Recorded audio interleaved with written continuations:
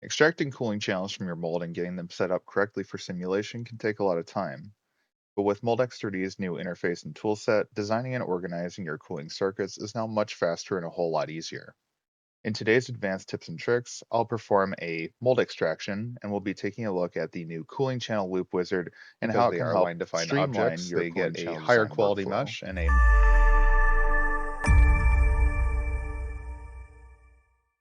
All right, so here's our mold assembly. I'm just going to go in and extract my runner system and assign my part geometry accordingly. All right, this is our part geometry. Looks like it's just direct gated. So I'll go ahead and attribute this. And if you'd like a more comprehensive tutorial for this process, you can watch the video attached here. All right, I'll do an extract channel wizard on this feature here. I'll extract that guy and we'll call it as a cold runner. All right, we'll hide both those components for now. All right, so now the cooling channel system, let's take a look at what our cooling channel system looks like. Looks like we just have a bunch of straight lines going through the mold, and then they kind of loop around through external hoses and come back through this side. So we have an inlet and an outlet, outlet. And then over here, looks like we have a cooling channel that kind of wraps around the top side of the part. Same does not happen on the bottom side. Right, so we'll extract all of those cooling channels. Now, there's a few ways to go about this. You could draw the lines directly if you wanted to, but there is some other tactics that you can use to make your life a little bit easier here. My preferred methodology is isolating the objects that contain our cooling channels. All right, so I'm going to select these two, right click, show selection only. That will isolate these lines. And then I'm very simply just going to hit central line after selecting these two components. That will extract all of the center lines that exist in this mold cavity. I'll hide these two solid objects. This will leave me with just the lines. Now we have a bunch of unnecessary lines here kind of going vertically, so I'll get rid of those. All right. And so here I'm going to highlight all of the lines that are kind of contained within my cooling channel system. All right, so this looks like one cooling channel. And then all of these here kind of look like individual cooling channels as well. And we have our inlets and outlets, which we can deal with later. All right, so I'm going to add these to temporarily. I'm going to attribute these as a user-defined group. Call these cooling channel lines.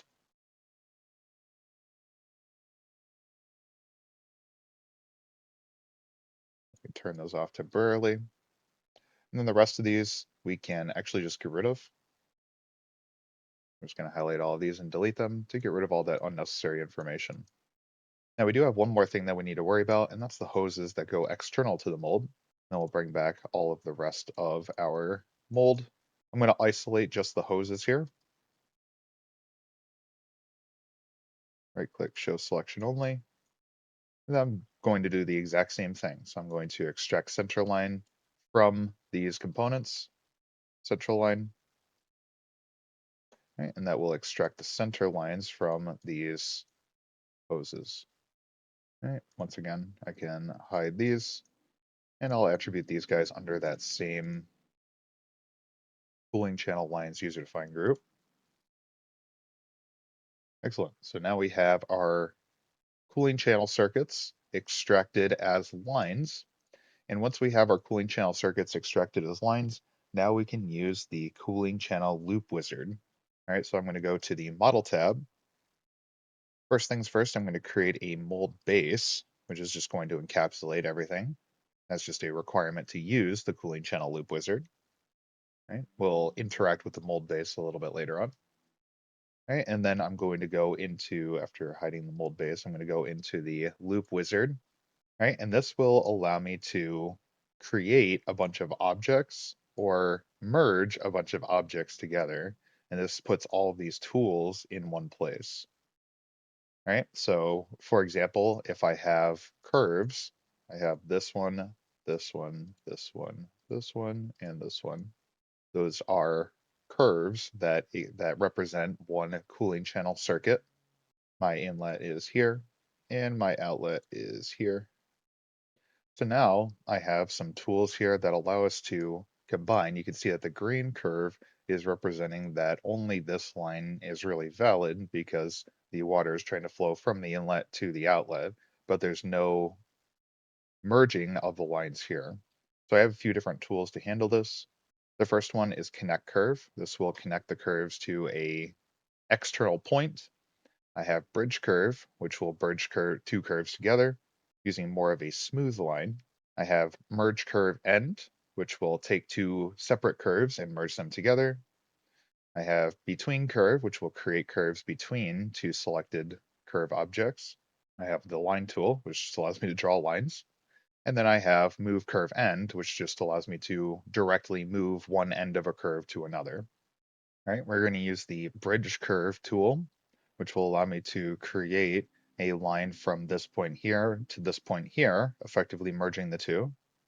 So I'll use bridge curve, select this point, and then select this point, and then it creates a bridge across, and you can see that the line is highlighted in green all the way up to the next break. Alternatively, I could also just draw a line directly from this point here to this point here, and then you can see that there's now a fluid connection between the two. Bridge curve could be used in a situation where I didn't have this hose object and it would create the hose for me. So if I do a bridge curve, I could go from this line here to this line here. You can see that it'll create that hose object. We'll undo that since we actually do have the lines represented by the geometry. All right, I press OK, and then it attributes those with some diameter.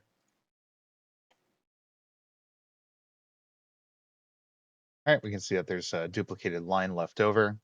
And so I can remove that since my circuit is fully attributed now. And we're going to deal with that in a slightly different way in the next circuit. All right, so for this next circuit, before I go in and attribute anything, I'm first of all going to remove all the overlapping lines since I see that the fitting for the hose was duplicated between the hose object itself and the mold component.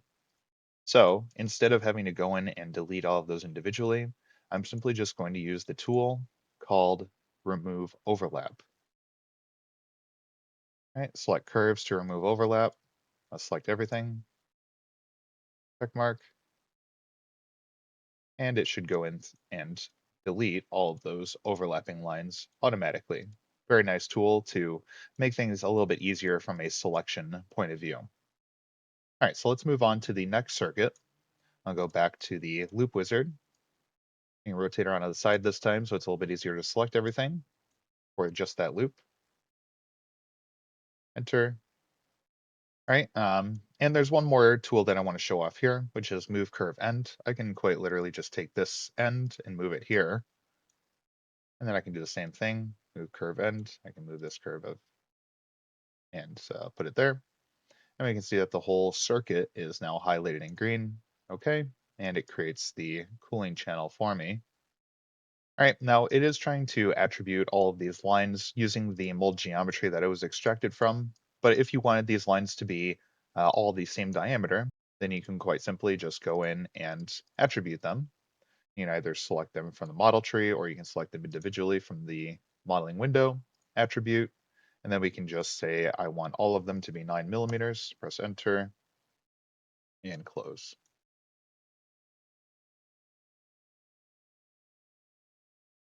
Now let's say on the bottom side here, I wanted to merge all of these lines into a singular series of cooling channels. This would be an edit from the original mold design because these were individual circuits, but actually using the tools in here, I can make this into one continuous loop to test out whether that's going to have a significant impact on the results or not. So I can use the loop wizard. I can select all of these lines, check mark, And let's say my inlet is going to be here and my outlet is going to be all the way over here. We're going to go up here, here, here. All right, so I just need to create lines that represent that circuitry. All right, so first things first, I'm going to move all of these lines, go from here to here, here to here, here to here. We'll just keep going. I think the move curve end ends up working the best here. Rather than creating a bunch of redundant lines, it just allows you to extend the lines that already exist.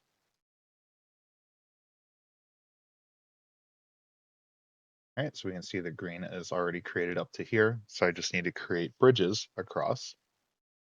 All right, so I can either use the connect curve, but connect curve would create a straight line across here. I would probably want it to be kind of similar to what I have on this side. I probably want it to be more of a curved line.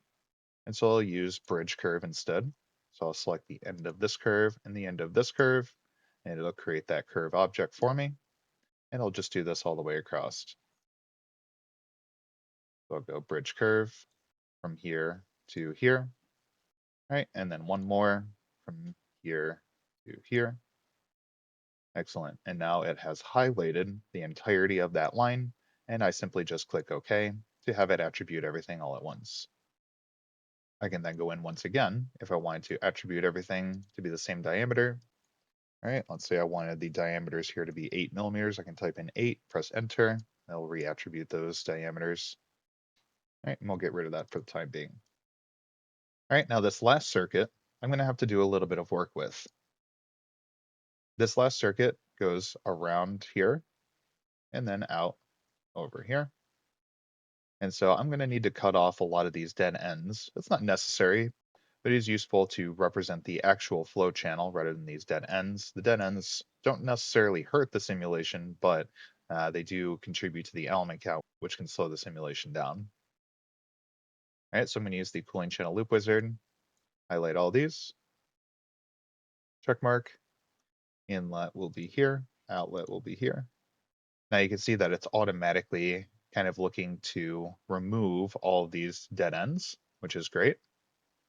These are what we call marks. And so you can either add a marked channel or you can remove the mark. But I'm simply just going to press OK, and it will only attribute the lines that I'm interested in. All right, if the attribute is slightly incorrect here, then I can just go in and reattribute those just like I did with the other ones, either using a box select, or I can just go into these lines specifically, edit attribute, and enter the attribute number.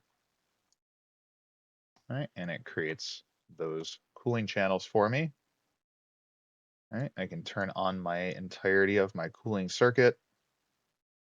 Everything is pretty much already generated. There's just a couple of additional steps that we need from here. The first one is to assign hoses. These cooling channels are actually intended to go outside of the mold base, not be contained within the mold base. And so instead of attributing them as a cooling channel, I'm going to attribute all of these as what we call hoses. All right, edit attribute. And then I'm going to change the type here to be a hose. The hose is the exact same thing as a cooling channel, just it can go outside of the mold base instead of being required to be retained within the mold base. Now, the only reason I created the mold base previously was so that I could enter the loop wizard. But actually, now that our cooling channel circuits are created, I can recreate my mold base. I'm going to delete my original one, and then I'm just going to hit the mold base wizard again, and it will now respec the size of the mold base to be representative of the cooling channel circuits that I've entered. I could edit the height dimensions of the mold base, but the length and width, the cross-sectional parameters of the mold base should be set properly based on the new cooling channel inlets and outlets and based on where the hoses are specified. Bring back the part in the runner. It looks like there's a little bit of editing that I need to do to the runner, so we'll do that real quick. I'll go to check geometry. And in check geometry, we have a couple of quick tools that allow us to delete and regenerate surfaces. So I'll just delete these ones real quick. All right, that deletes those, and then I just need to fill in this face here. So I'll select my surface, and then the curves that represent the surface that I want to generate. All right, and it's quite simply just generates that surface. I'll specify my melt inlet while I'm here. So I will hit specify face, select that top surface, check mark. All right, and we're going to execute one last thing before we move on to meshing, and that is the check cooling system.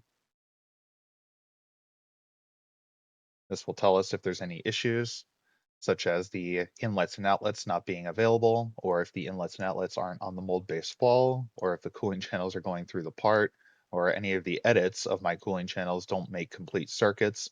These all will be identified through the check cooling system. However, if you get those green completed circuits in the cooling channel loop wizard, then you shouldn't have an issue. All right, moving on to meshing. I'm just going to go ahead and generate everything. If you want a little bit more of a recommendation for how to apply the meshing parameters, you can watch the video here.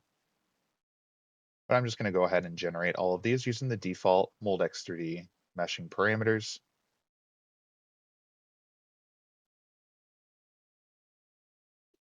All right, it says there's a failure to create the mesh at the gate region. Let's investigate why that might be. Fix improve surface mesh. I'll delete the solid mesh as I'm probably going to need some sort of repair here. All right, let's see what this interaction between the gate and the part looks like. Okay, it looks like the gate is in fact on the part surface, which is good. All right, let's hide the gate and see if there's any sort of interaction there. Oh, okay, so there's a dimple on the gate surface. So I can quite simply just delete the surface mesh from here, fill in that hole. All right, let's go try to remesh this. It'll go back through generating the part because we had to delete the solid mesh to make that edit. All right, and then it will make the runner once again.